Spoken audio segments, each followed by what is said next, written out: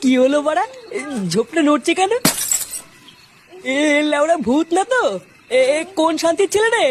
বাঞ্চোত ভদ্রভাবে বেরিয়ে আয়, না হলে কিন্তু গানে টর্চ লাইট ভরে দেবো। কে রে? কে? এ বাড়া, এইসব কি? এ লেওড়া, আমি এইসব কি দেখলাম?